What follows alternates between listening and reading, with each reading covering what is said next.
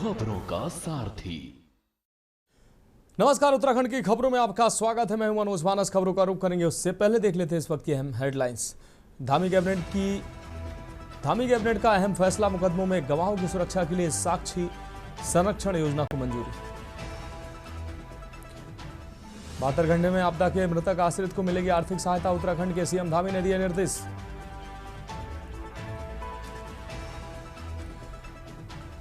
उत्तराखंड में bird flu की दस्तक ने बढ़ाई चिंता, अंडे और चिकन के कारोबार पर असर, कम खरीदार कर रहे लोग। 23 अगस्त से 26 दिनों तक बंद रहेगा सुरकुंडा देवी रोपवे। श्रद्धालुओं को आपको बता दें चढ़नी होगी खड़ी चढ़ाई। देहरादून जा रहे किसानों का बहादराबाद टोल प्लाजा पर हंगामा, बैरिकेड तोड़े, पुलिस से हुई नोकझोंक।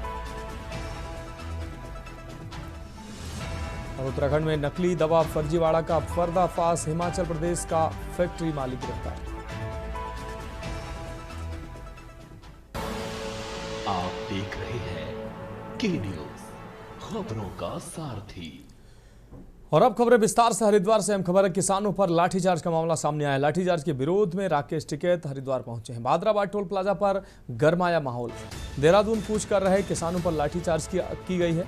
किसान नेता राकेश टिकैत ने टोल प्लाजा पर धरना दिया। किसानों पर पड़ी हर लाठी का देना होगा जवाब, राकेश टिकैत ने यह बात कही। सोशल मीडिया पर पहले ही दी थी चेतावनी। बड़ी संख्या में किसान यूनियन के नेता और कार्यकर्ता मौजूद रहे।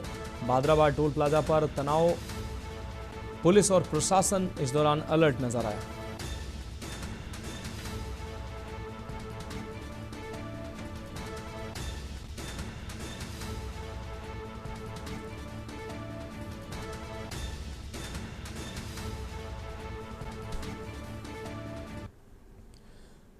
बढ़ेंगे अगली खबर की ओर। उत्तरकाशी से अगली खबर है, जहां सरकार के खिलाफ लोगों का गुस्सा फूटा है। मुर्दाबाद के नारे लगाए गए हैं, जान जोखिम में डालकर लोग सफर को मजबूर हैं। जिलाधिकारी व एसपी मौके पर मौजूद।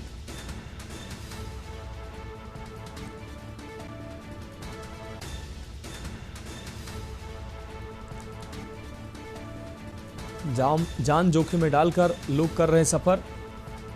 जिलाधिकारी व एसपी मौके पर मौजूद। सरकार के खिलाफ लोगों का गुस्सा फूटा है। उत्तरकाशी से खबर आपको दिखा रहे हैं।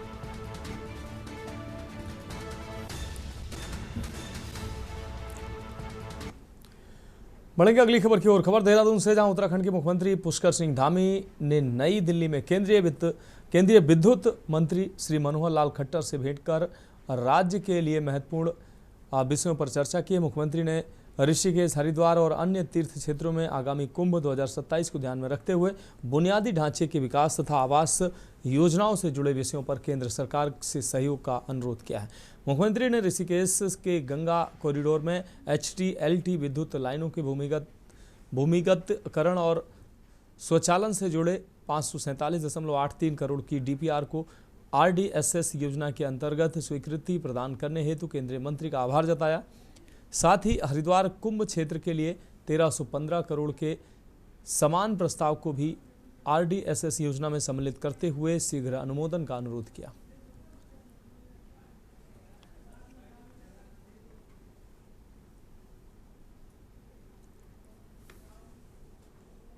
उत्तराखंड हाईकोर्ट में नैनीताल जिला पंचायत अध्यक्ष और उपाध्यक्ष चुनाव के दौरान लॉ एंड ऑर्डर व काशीपुर में 9वीं के छात्र द्वारा शिक्षक पर गोलीकांड का स्वतः संज्ञान वाली जनहित याचिका पर सुनवाई हुई। मामले की सुनवाई के बाद कोर्ट की खंडपीठ ने गृह सचिव उत्तराखंड और पुलिस महानिदेशक को प्रदेश में बिगड़ती कानून व्यवस्था को रोकने के लिए कार्ययोजना बनाकर 12 सितंबर तक कोर्ट में पेश करने के आदेश दिए हैं।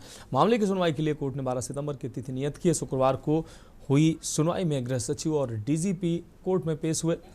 DGP ने कहा कि मामले की आपको बता दें CBCID से जांच करके आदेश राज्य सरकार द्वारा दिए गए हैं। आपको बता दें कि जिला सदस्य पुष्पा नेगी ने उच्च न्यायालय से प्रार्थना देकर उच्च न्यायालय में 14 अगस्त को नैनीताल जिला पंचायत चुनाव के दौरान डिकर सिंह, विपिन जंतवाल, तरुण कुमार शर्मा, प्रमोद सिंह, दीप सिंह विष्ट 5 पंचायत सदस्यों के अपहरण को लेकर नैनीताल पुलिस प्रशासन की लापरवाही व समय पर अपहरणकर्ताओं के खिलाफ कोई कार्रवाई न करने व काशीपुर में 9वीं छात्र द्वारा स्कूल टीचर पर गोली चलाने को लेकर स्वतः संज्ञान वाली जनहित याचिका पर सुनवाई की है। मैं तो सबसे पहले माननीय मुख्य न्यायाधीश महोदय को धन्यवाद दूंगा कि अब छोटे समय में उन्होंने इस प्रांत में जो ग्रोइंग वायलेंस है उसके कोर इश्यू को पहचाना और उन्होंने डीजीपी को इसलिए कोई एक पर्टिकुलर इश्यू पे नहीं, पूरे स्टेट की हालात को देखते वो भी दुखी थे और उन्होंने इस मामले में उनको सजेशन दिए और सजेशन उन्होंने एक्सेप्ट भी किया। और सजेशन जहाँ तक मेरा सवाल है, मैं भी चूँकि उत्तराखंड राज्य से हूँ, उन्होंने सही जो मुद्दे थे सही जगह उन्होंने हिट किया। बढ़ेंगे अगली खबर की ओर। गैरसैंण विधानसभा सत्र के दौरान कांग्रेस विधायकों के प्रदर्शन के विरोध में भाजपा कार्यकर्ताओं ने चंद्रशेखर चौक पर उनके खिलाफ नारेबाजी कर पुतला दहन किया है। आपको बता दें, भाजपा पदाधिकारियों ने कांग्रेस को विकास विरोधी बताया। भाजपा जिलाध्यक्ष मधु सिंह ने कहा कि विधानसभा सत्र को चलाने में जनता की गाढ़ी कमाई का पैसा लगता है, वहाँ विपक्ष को जनता के लिए होने वाले विकास कार्यों का ध्यान रखते हुए कार्रवाई को सुचारू रूप से चलने देना चाहिए था, लेकिन इस प्रकार का कृत्य करके जनता के साथ कांग्रेस ने धोखा देने का काम किया है। वहीं बादराबाद टोल पर किसानों और पुलिस के बीच हुए टकराव को लेकर जिलाध्यक्ष ने कहा कि इसका संज्ञान प्रदेश के मुख्यमंत्री ने लिया है और जांच के लिए आदेश कर दिए गए हैं। जो दोषी होगा उसके खिलाफ कार्रवाई होगी।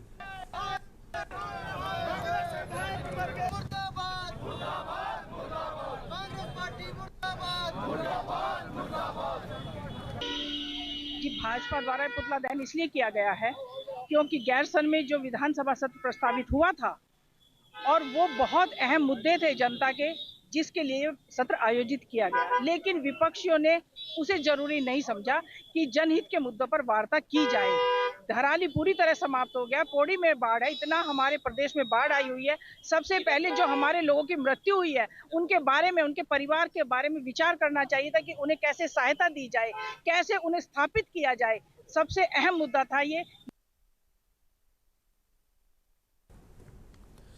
बढ़ेंगे अगली खबर की ओर। 5 अगस्त को खीरगंगा धराली में आई आपदा से भागीरथी के तेज लहरों से गंगोत्री हाईवे डबरानी में 300 मीटर सड़क भूदसाव से वॉश आउट हो गई।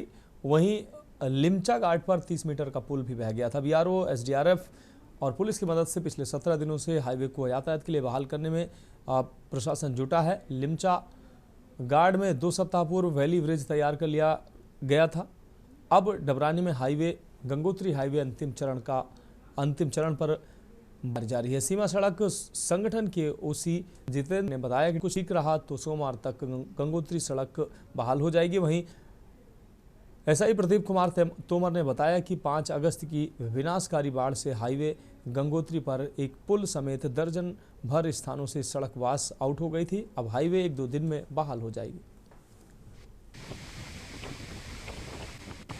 जैसा कि आप देख रहे हैं और सभी लोग इधर वाकिफ हैं कि यहाँ पर जो 5 अगस्त को जो यहाँ पे भारी जो खीरगंगा के द्वारा जो तबाही लाई गई है और एक जो प्राकृतिक आपदा आई है उसमें बहुत बड़े पैमाने पर जनपद उत्तरकाशी का जो ये नेशनल हाईवे गंगोत्री वाला है, ये पूरी तरह से यहाँ पे जो डबरानी में और लिप्ची घाट का पुल पूरा बह गया था।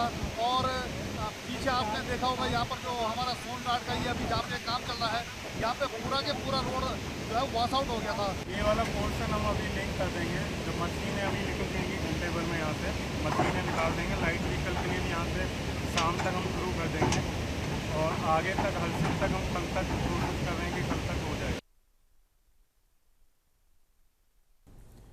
रुक रही अगली खबर का। यमुनोत्री हाईवे पर सियाना चट्टी में मलबा आने से निर्मित झील को जल्द से जल्द खोलने के लिए डायनामाइट से ब्लास्ट कर झील को खोलने का प्रयास किया जा रहा है। एनडीआरएफ, एसडीआरएफ, स्वास्थ्य, राजस्व, पुलिस, खाद्य आपूर्ति और पीडब्ल्यूडी की टीमों द्वारा सभी एजेंसियां मौके पर इस दौरान मौजूद हैं। जिलाधिकारी प्रशांत आर्य मौके पर हैं, साथ ही यमुनोत्री विधायक संजय डोभाल भी स्थलीय निरीक्षण पर हैं। जिलाधिकारी प्रशांत आर्य ने कहा कि स्थानीय लोगों को घबराने की आवश्यकता नहीं है। प्रशासन द्वारा लोगों के लिए सभी सुरक्षात्मक उपाय किए जा रहे हैं। साथ ही मलबे से बनी कृत्रिम झील को खोलने के लिए सभी संबंधित एजेंसियां भी मौके पर मौजूद हैं। स्थिति अनुकूल होते ही झील को खोलने के लिए सभी जरूरी कदम उठाने के निर्देश दिए गए हैं।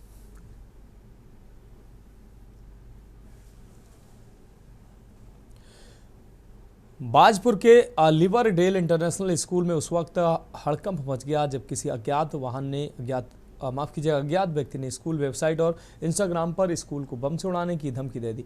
घटना की जानकारी से स्कूल में हड़कंप मच गया। स्कूल प्रबंधन ने तुरंत घटना की जानकारी बाजपुर पुलिस को दी, जिस पर तत्काल एक्शन लिया गया और तुरंत बम स्क्वाड टीम को मौके पर भेजा गया। ये तस्वीरें रिवरडेल इंटरनेशनल स्कूल की हैं, जहां बम स्क्वाड टीम मौके पर पहुंच चुकी, जो स्कूल में बम की छानबीन कर रही है। फिलहाल स्कूल में चेकिंग के दौरान ऐसी कोई भी संदिग्ध वस्तु या गतिविधि नहीं पाई गई, लेकिन कुछ घंटे बाद ही घटना का खुलासा हो गया। धमकी देने वाला युवक स्कूल का छात्र ही निकला। विद्यालय में चल रहे परीक्षा कार्यक्रम में पीछे रह जाने के कारण छात्र ने ये हरकत की थी, ताकि विद्यालय में चल रहे कार्यक्रमों को प्रभावित किया जा सके। फिलहाल विद्यालय प्रबंधन ने छात्र को स्कूल से निकाल दिया है। उसके खिलाफ पुलिस को प्रार्थना पत्र देकर कार्रवाई की मांग की गई।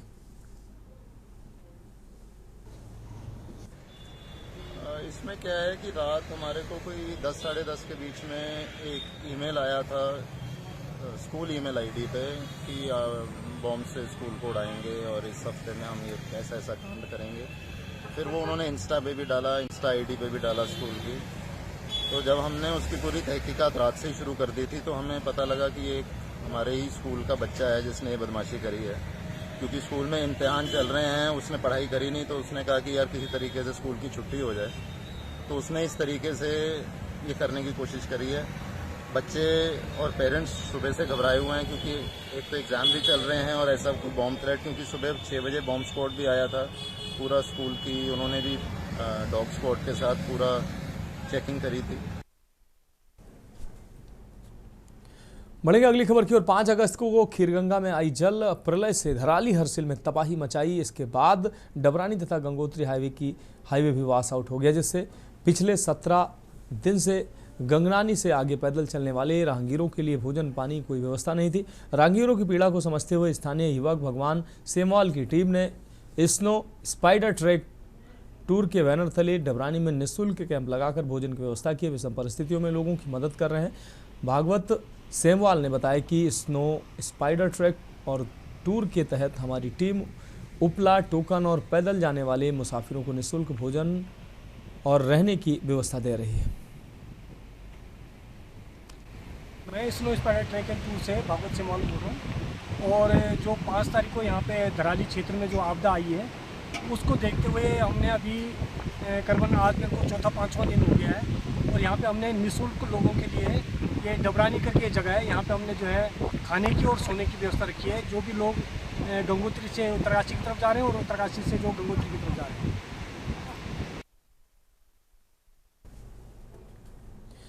अगली खबर हल्द्वानी से, जहां नैनीताल जनपद में लगातार हो रही अराजकता और हत्या के साथ साथ चुनाव के दौरान हुए गोलीकांड को लेकर नैनीताल पुलिस की चौतरफा किरकिरी हुई है। ऐसे में आईजी ने भी नैनीताल जिले की कानून व्यवस्था को लेकर अधिकारियों के पेच कसे हैं। आईजी रिद्धिम अग्रवाल ने कहा कि कानून व्यवस्था से अब कोई समझौता नहीं किया जाएगा। अपराधियों के खिलाफ ठोस और सख्त कार्रवाई को पुलिस अधिकारियों को कहा गया।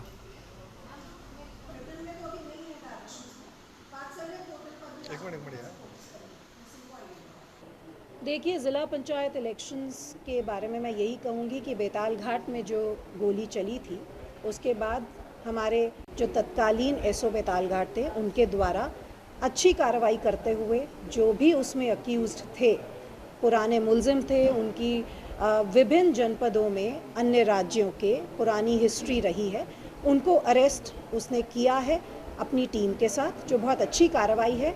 आगे भी कोशिश यही रहेगी, प्रयास यही रहेगा कि पब्लिक का कॉन्फिडेंस पुलिस में बना रहे और कानून व्यवस्था की स्थिति बनी रहे। देखिए, नैनीताल की घटना के लिए क्योंकि हाई कोर्ट ने इसका संज्ञान लिया है, अभी कुछ भी टिप्पणी किया जाना ठीक नहीं होगा, पर हम प्रयासरत हैं कि पुलिस में पब्लिक का कॉन्फिडेंस निरंतर बना रहे। फिलहाल खबरों में वक्त एक ब्रेक का है, जल्द हाजिर होंगे। आप देख रहे हैं उत्तराखंड की खबरों में एक बार फिर से आपका स्वागत है। रुक करेंगे अगली अहम खबर का। खबर विकासनगर से, जहां पचवादून क्षेत्र में वायरल फीवर के मामले लगातार बढ़ रहे हैं।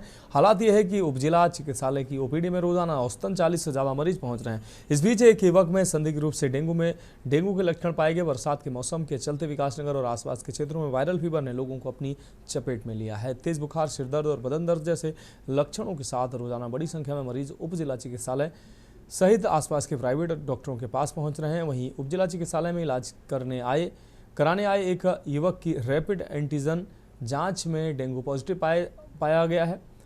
बताया जा रहा है कि ये मरीज हाल ही में दिल्ली से वापस अपने घर लौटा था, जिससे कुछ दिनों से बुखार की शिकायत थी। फिलहाल डेंगू के इस संदिग्ध मरीज को घर पर ही आइसोलेट करके आसपास के घरों में रहने वाले लोगों को भी सतर्क रहने की सलाह दी गई है।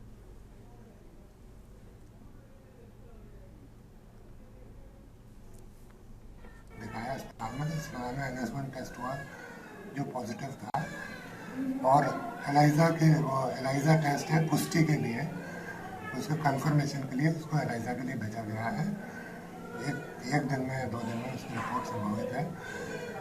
मरीज के घर के आसपास का सर्वे हो चुका है और कोई बुखार, खांसी, जुकाम या बदन दर्द के पेशेंट उनके घर के 100 घरों के आसपास नहीं है।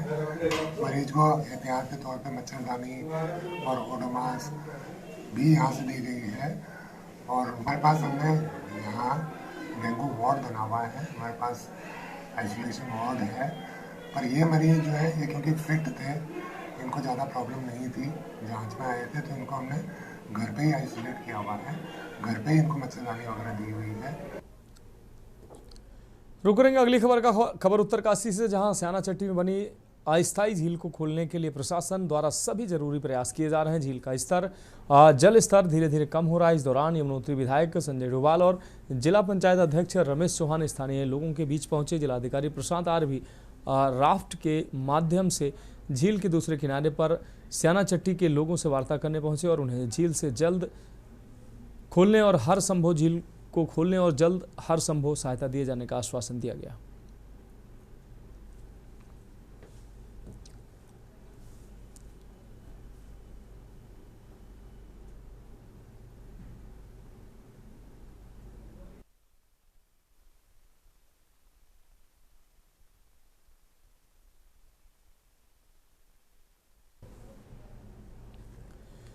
अगली खबर बागेश्वर से है, जहां उत्तराखंड के प्रसिद्ध जन कवि, साहित्यकार, आंदोलनकारी स्वर्गीय गिरीश चंद्र तिवारी गिरदा की पुण्यतिथि के अवसर पर हर वर्ष की भांति इस वर्ष भी पत्रकार प्रेस क्लब बागेश्वर के तत्वाधान में प्रेस क्लब सभागार में श्रद्धांजलि सभा और परिसर स्थित गिरदा वाटिका में संयुक्त रूप से पौधारोपण किया गया। सर्वप्रथम समस्त मंचासीन जनों द्वारा संयुक्त रूप से स्वर्गीय गिरदा के चित्र के आगे दीप प्रज्वलित कर पुष्प अर्पित किया गया और श्रद्धांजलि अर्पित की गई। प्रेस क्लब के अध्यक्ष चंदन सिंह परिहार की अध्यक्षता में आयोजित श्रद्धांजलि सभा में संचालन करते हुए क्लब के सचिव जगदीश उपाध्याय, उपाध्यक्ष हरीश नगरकोटी व मनोज तंगड़िया ने स्वर्गीय गिरदा की जीवनी, जनगीतों, साहित्य और उनके योगदान पर सविस्तार प्रकाश डाला। इस अवसर पर वरिष्ठ पत्रकार रमेश पांडे, कृषक वरिष्ठ समाजसेवी नरेंद्र सिंह खेतवाल, पूर्व जिला पंचायत अध्यक्ष विक्रम सिंह शाही सहित तमाम लोग उपस्थित रहे। कालजयी जनकवि स्वर्गीय गिरीश तिवारी गिरदा जी की आज पुण्यतिथि के अवसर पर पत्रकार प्रेस क्लब समिति बागेश्वर द्वारा हर साल की तरह इस बार भी प्रेस क्लब सभागार में श्रद्धांजलि सभा का आयोजन किया गया और गिरदा की स्मृति में विभिन्न शोभादार, छायादार और फलदार पौधों का संयुक्त रूप से रोपण किया गया। आज विभिन्न राजनीतिक, सामाजिक और धार्मिक संगठनों से जुड़े लोग और विभिन्न जनप्रतिनिधियों ने शिरकत की इस श्रद्धांजलि सभा में और स्वर्गीय तिवारी जी की जीवनी, उनके कार्यों, कृतियों और उनके योगदान को लेकर अपने अपने विचार व्यक्त किए। पत्रकार प्रेस क्लब समिति द्वारा 2011 से उक्त श्रद्धांजलि सभा और पौधरोपण कार्यक्रम का आयोजन किया जा रहा है और जो प्रथम पुण्यतिथि थी स्वर्गीय गिरदा की, उनकी स्मृति में प्रेस क्लब द्वारा प्रेस क्लब भवन के सामने इस परिसर में एक गिरदा वाटिका का निर्माण किया गया था, जिसमें लगभग 3 दर्जन से अधिक औषधीय पौधों का एक रोपण किया जा चुका है। कोटद्वार में राशन कार्ड के सत्यापन के लिए लोगों को खासा पसीना बहाना पड़ रहा है। दरअसल राशन कार्ड के सत्यापन के लिए आय प्रमाण पत्र की अनिवार्यता की गई है, जो तहसील में निर्गत हो रहा है और इसी को बनाने के लिए तहसील में लोगों को काफ़ी मशक्कत करनी पड़ रही है। उधर कोटद्वार के एसडीएम सोहन लाल सैनी ने जानकारी देते हुए बताया कि घर घर जाकर राशन कार्ड का सत्यापन चल रहा है और इसके लिए टीमें बनाई गई हैं।